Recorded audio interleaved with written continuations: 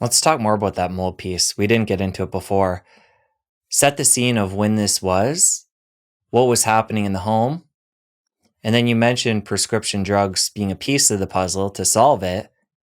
What natural remedies did you throw into the mix? And this is a lot, I know, but where are you at now on that journey of healing? Man, the mold thing was the most derailing part of my life, for sure. It's just maddening because the symptoms coming on and resolving are very vague, and it's very hard to track. And so for a while, my wife and I just we're not feeling great. And I started getting some labs, and not feeling great was fatigue, brain fog, achy joints. It's like, am I just getting older? Like what's going on? Like, just not feeling myself. Got into irritability, depression, started losing my hair.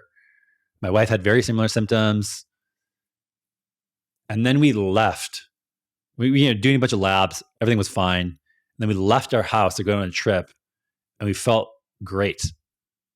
Like, okay, what the hell is this? And we came back and felt bad again. And then through a series of different tests, found out we bought a new house in Austin, and the builders made a mistake. And there had been a leak going on for 2.5 years from one shower to another shower. And so this toxic black mold had been accumulating in the cavity in our house. Not good.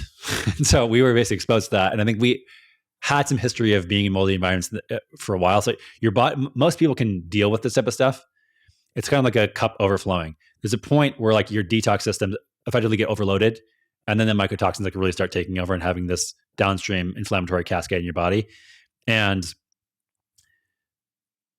the amount of things needed to do to feel healthy, I'd say we're 85% through, but still not 100%. I would not wish it on my worst enemy. The amount of time, money, energy, effort, there were days where I would get up and I couldn't even get a glass out of my cupboard. I was so fatigued and had so much pain, depression, suicidal because of this. It was brutal. It was dark. And it just came from this, again, tiny thing in a cavity that I didn't even know existed. And I wonder sometimes how much of people's health problems are from some of these things that they have no idea exist in their environment. This stuff wouldn't have existed. And we create these hermetically sealed boxes, and we have a little leak in them. There's no air exchange, so mold can grow. Again, this is not a natural environment to live in a house like we do. If we used to live in stone houses or log houses and things like that, we would have air perfused through, and there's air exchange. We wouldn't have these issues. It's estimated that 75% of people have mold in their house that produces, so the mold grows, creates mycotoxins. The mycotoxins are inert particles that are basically defense chemicals from the mold, and that's what makes humans sick. And so you can go test for this. There's basically 4 main things that when you're thinking through getting through a mold journey, it's figuring out where the source of the mold is in the environment, and then which mycotoxins you have in your body. So you test the home, you test the body, and there's then remediation of your home and belongings, and there's remediation of the body, basically how do you get your body back on track. We're still dealing 4 years out. I'm still dealing with some sinus issues. It's very low grade and very manageable, but it's still present, and it's driving me nuts. So it's every single thing under the sun. I mean, again, from prescription medications to every natural therapy, I've taken every round of supplements, so many saunas, detox binders, different protocols.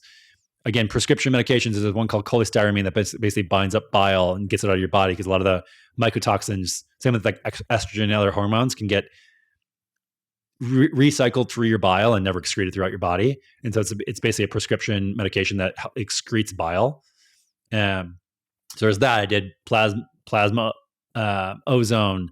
There was a stellate ganglion block where you basically block a nerve ganglion in your neck, and it get paralyzed, and now you're basically you have cerebral palsy for a couple of days. There's every single thing that I could have done, I've done at this point, and I'm still getting through it. And so this is one of the things if people get caught up in things function health, stuff like that, where they just get random blood markers that really don't mean much.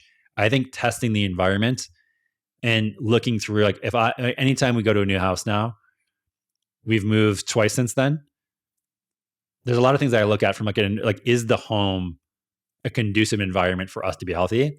And I think that mold testing is like, needs to be a number one thing if you can swing it.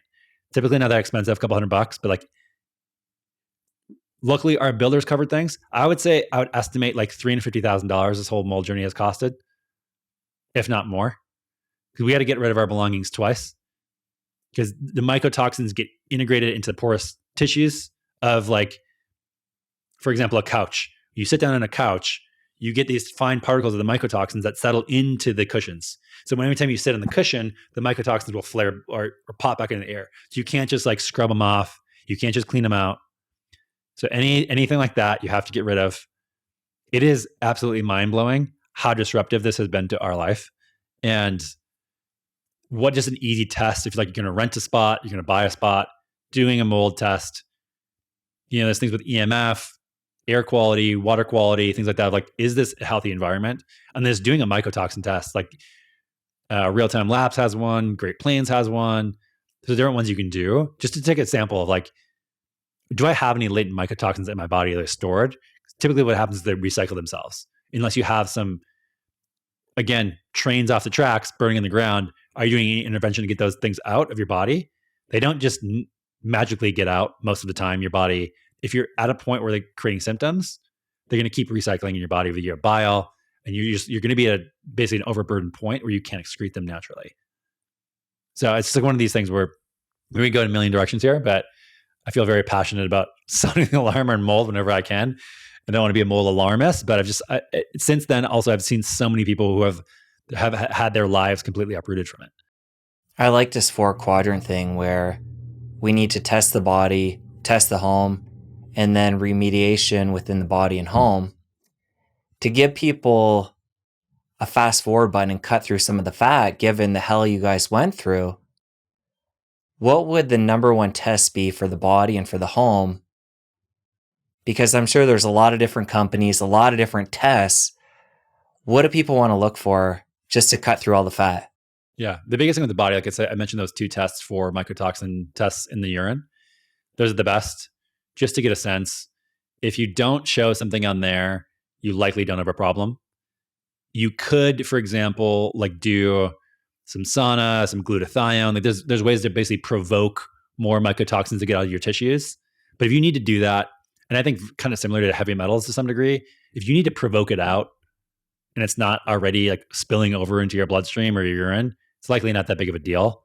And so just, like, don't try to go crazy with it. So just do the normal urine mycotoxin tests. Any functional medicine doctor can order that. And then as far as the test in the house, this is where it becomes very challenging because both the remediation and the testing for the house, I think are effectively scam industries where people, I don't know if they're just ignorant or if they're trying to prey on people, but there's a lot of fear mongering in the space. And there's certain tests there's one called the ERMI that no matter what result from it, it's always red. It's always red. And so it freaks people out. It can be helpful if, for example, I get a mycotoxin test and I see this specific mycotoxin is very high. And I do an ERMI and I see this specific mold that produces this mycotoxin is very high. Then that's appropriate signal for you. But if you're just looking at it as red, like I've seen people get these ERMI tests and throw away everything, move whatever, and it was not ever an issue with their house. On the other end of the spectrum, you get people who are really uneducated who just come into your house and do air samples that are just testing for literal mold spores floating around your house. We didn't find our issue. We did that testing. It was negative. We didn't find our issue until the literal ceiling fell through because it had water soaking on it for 2 years. And then we tested and we saw that was the case.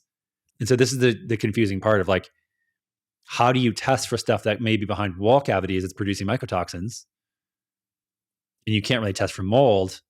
So there's different things of, water moisture testing. It's very complex to find it in the house. This is why I think the first step is just like test your body. And there's 2 outcomes that are possible. One is a previous exposure. 2 is that it's a current exposure. And so if it's not high in your body, like don't go crazy uprooting your home. But if it is high in your body, then start investigating your environment and figuring out, like, do I feel better when I'm outside of my home than in my home?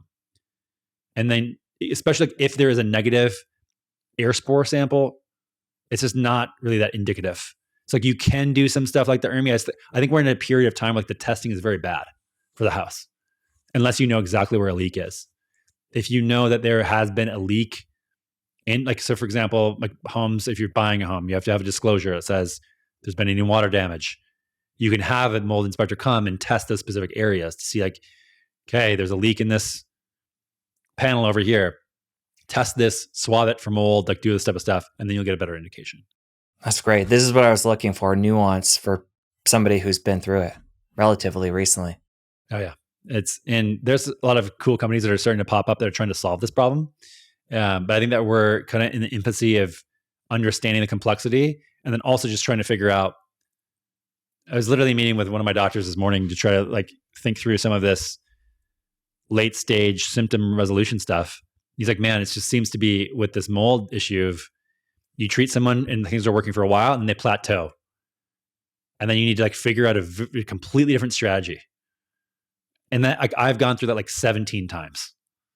And it's like been a little bit better and then plateau and then like try something different and then that works out. And then now a big thing that I'm working on is there's these different programs called limbic system retraining, because what happened in Texas, especially, another theory of mine is that it's a very harsh ecosystem. The Native Americans called it the sick land because there's so many different pollens and allergens and natural molds in the environment. And so if you're exposed to that stuff all the time, and then you're breathing in these mycotoxins, your body basically codes it all as invaders. And so we effectively had to move out of Texas because no matter where we were, even outside of our moldy environment, our body was still sounding the alarm bells. And there's then a point after that where your limbic system, your brain, literally learns if there's any sort of threat whatsoever, it's the same cascade. It's the same issue. Even though it's 10 years ago, I would have walked into a similar type of thing. Like if there's any microscopic amounts of mold, I react to a crazy degree. So it's now basically like I'm at a point where like I have to literally retrain my brain. And there's different protocols for this, like DNRS, Gupta, Primal Trust. They're all a little bit different, but they're effectively the same, of literally training your nervous system to rewire the response to your environment. And so now I'm going through all of this now. And it's like, it is a very complicated mess. And so there's not only a physiological, but a psychological, it sounds crazy that it's in your brain, but like this is very much backed up by the science of just like response and learned behavior loop from your brain that codes home and your environment as a threat. And then responds with the same symptoms and the same cascades of mast cell activation, of histamine dumps, of inflammation, all this type of stuff. And so it's been a lot to unwind. Given what you've learned, you and your wife along this journey, do you feel like there'll ever be a day you guys can look back and you feel like you've rid your body of all this? I hope so, man. That's what we're trying to get to. I mean, it's tolerable now. It's manageable for sure. I mean, like I mentioned before around how laid out we were, like we were both in that state where, again, like I was basically non-functioning for 6 months. And at that point, I had no idea what was going on. I thought I like had some weird cancer or something. I was like, I'm imminently going to die. Just from this microscopic little thing that I couldn't see, smell, taste, hear. It's insane. And so to compare where we're at to that is like, man, we got it good now. You know what I mean? Like I have such gratitude and appreciation for the state of health I have now, even with the still remaining the symptoms. Like even if it stayed the way it is now indefinitely, I'd be like, man, we made it out of that. I would love to clear everything out for sure. But yeah, it's been journey is a great word for it because it's like a never ending thing. And I think that this is the single biggest thing that has been like lack of control and hard to figure out and really complex and not a lot of good answers. And yeah, so I'm still learning as always with all this type of stuff. But yeah, with this, there's still Still stuff to be figured out. Hearing about this gets me wondering how many people are affected not knowing it because of how mysterious it is. And this was in your wheelhouse. So you're lucky enough to know your body and different tests. And I'm sure you had a lot of awareness of your body that other people who aren't in this world may not have. So what I'm getting at with all this, and you probably don't know because a lot of people, again, probably go undiagnosed and just suffer. How many people are affected by this? It's a scary thought. It's a scary thought, man. This is just where the environment is a complicated thing. And I think people tend to oversimplify into it's just food, just worry about your food. Or, the popular thing now is like, it's just sunlight and circadian biology stuff. Like just, make sure you're getting your sunlight and not being in front of blue lights. Food doesn't, like there's people in that space that say food doesn't even matter. And it's just such a thing, like going back to the natural state of like how we've just so perversely messed up our natural environment. And we live in such an artificial way. And there's so many ways we can trip now. And this is just one of the thousands of ways. And we're just being bombarded by it. And like, this has been my life's work, is to investigate this stuff. And it's still challenging for me. Like, how the hell do you expect an average person who isn't educated in any of this type of stuff, that's born into a standard American lifestyle, to get out of it? Like, I have no idea anymore. And it's just like, it breaks my heart, honestly, just think about like, not only that, but like if people do figure it out, having the means to get out of the situation. And many times is like, we didn't have any kids. We were flexible, remote work, had the financial means to move and do all this stuff. And like, most people don't have that ability. So what happens to the single mom with 4 kids who has 2 jobs, even if she figures out that her environment's toxic? What the hell is she supposed to do? And this is just one of the things. I think this is just mold, man. I'm not talking about any of the other stuff that's going on regarding all the other things that can make people fall off the tracks. It's overwhelming, really, really, when we think about like how broken how we live is and what we need to do to get back on track. Like, I don't really know if there's a way back. I mean, we have this Make America Healthy Again thing and like getting red dye out of food. Like, sure, great.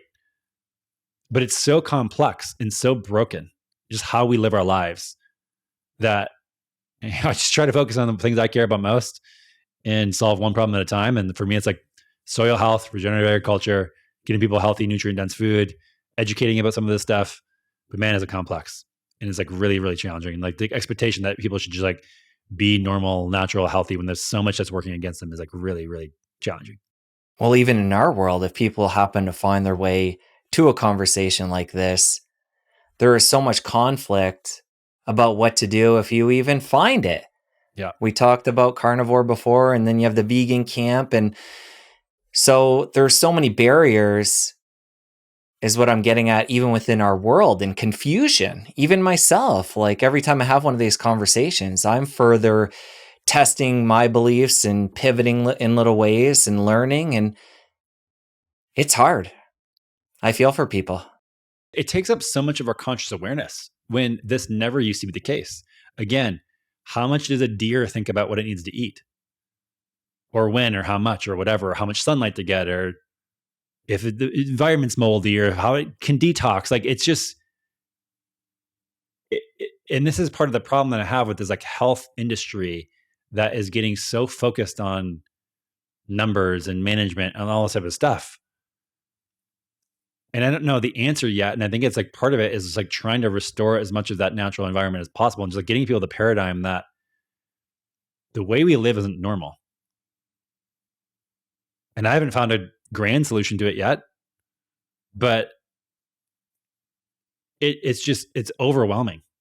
Even like if you think about sleep and how health consumerism is now telling us the 18 things we need to buy to sleep appropriately.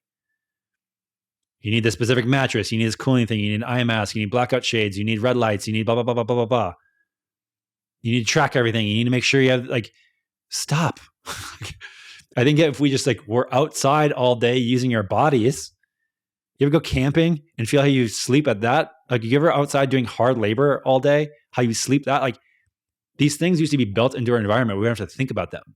And now that's just one tiny thing we have to consciously manage all the time. What supplements? What should I eat? What food should I have? How much of it? What timing? Where should I get it from? Is it local? Is it not local? Is this like too much carbs, too many ketones? Am I fasting? Should I fast every 3 days or every 8 days? It's nonsense. And every aspect of life is like this now. We have to like use our brains to try to figure things out. And what do we get for that? We got AC and central heating. What do we really get? Trinkets, screens, entertainment? Like what? I don't know what we traded for when we like gave it all up of like our natural human environments. As you talk about camping, it gets me thinking about how many people have disconnected from everything you've just talked about. And they're not the people that are on social media, on podcasts like this. And they've just simplified their life and they're living with these basic principles in harmony.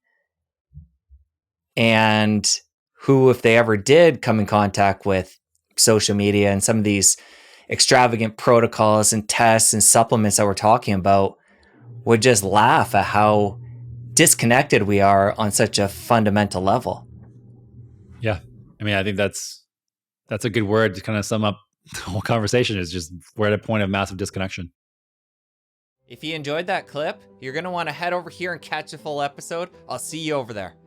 Eating an ultra-processed food diet, especially full of seed oils for a long period of time, really can mess up physiology. It basically changes the mitochondria in a way that you cannot effectively use carbohydrates. That is then confused with carbs are bad inherently.